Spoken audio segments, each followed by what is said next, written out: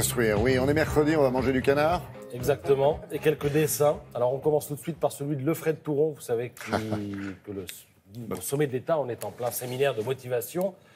Soyez plus présents, communiquez, n'hésitez pas à vous déplacer dans les médias, dit Emmanuel Macron au ministre. Même ceux qui posent des questions, demande l'un des ministres. Mélenchon, il en est pas mal question en ce moment parce qu'on va dire qu'il incarne en quelque sorte l'opposition. Il était récemment à Marseille, d'où ce dessin de Bouzard. Jean-Luc Mélenchon promet du combat et pas de blabla, d'où cette sortie d'un militant. C'est un peu dommage de se priver de nos points forts, non ? Alors, les politiques qui deviennent chroniqueurs à la radio, à la télé, Guénaud, Philippe Petit, Raffarin, Garrido, Ganzer, tous chroniqueurs. Faute de mieux, on prend le 4e pouvoir, dit ce dessin de Pancho. Et tout ça me rappelle un tweet d'un de nos éminents confrères, c'était il y a 2 ou 3 jours. Il disait « Politique battue, ils vont tous intervenir dans des émissions de journalistes qui n'ont rien vu venir, ça va être bien. » Ils n'ont pas pris le pouvoir, on leur a donné.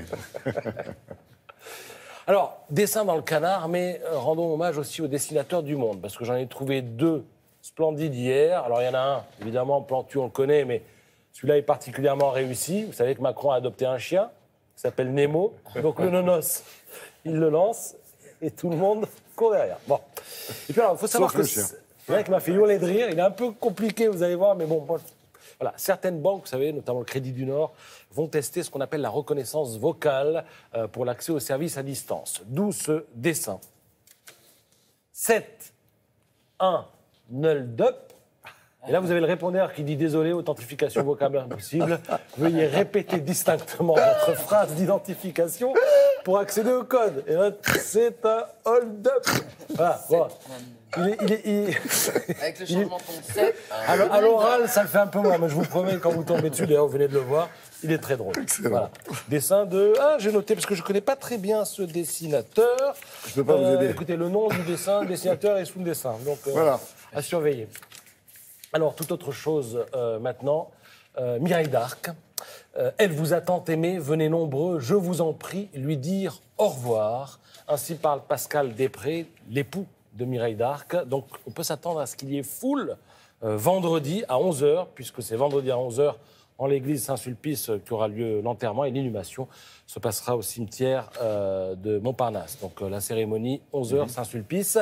Ni couronne, ni coussin, que des bouquets. Elle est mise par-dessus tout les fleurs blanches, dit le faire-part. Donc, si vous y allez, évitez les couronnes, plutôt le bouquet de fleurs blanches.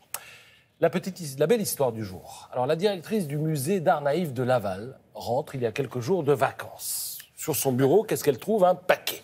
Qu'est-ce qu'elle fait ? Elle ouvre le paquet. Et là, un tableau du douanier Rousseau.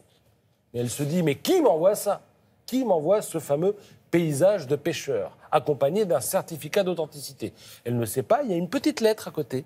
Donc elle ouvre le courrier, et là, il y a une lettre anonyme, guillemets, hein. J'ai été désappointé par le fait que le musée ne possède que 3 œuvres d'Henri Rousseau, dit le message, Henri Rousseau natif de Laval. Je suis quelqu'un d'âgé, je n'ai pas d'héritier. Aussi ai-je décidé d'offrir à votre établissement paysage avec pêcheur. Je souhaite que ce don reste anonyme. Et terminé. toc. Ouais. Alors le musée invite le bienfaiteur à se faire connaître en disant on garantira votre anonymat. On verra. C'est juste pour dire merci, quoi. Oui, pour dire merci. Alors, le tableau est quand même parti au musée d'Orsay pour authentification, même s'il y a un certificat. Je rappelle que le musée de Laval fête cette année ses 50 ans. Franchement, c'est le plus beau cadeau qu'il pouvait espérer. C'est un musée, là, le musée d'art naïf de Laval, qui a 35 000 visiteurs par an. Donc, c'est pas mal. Voilà. Il y en aura un petit peu plus avec ce tableau. Merci beaucoup, Patrice.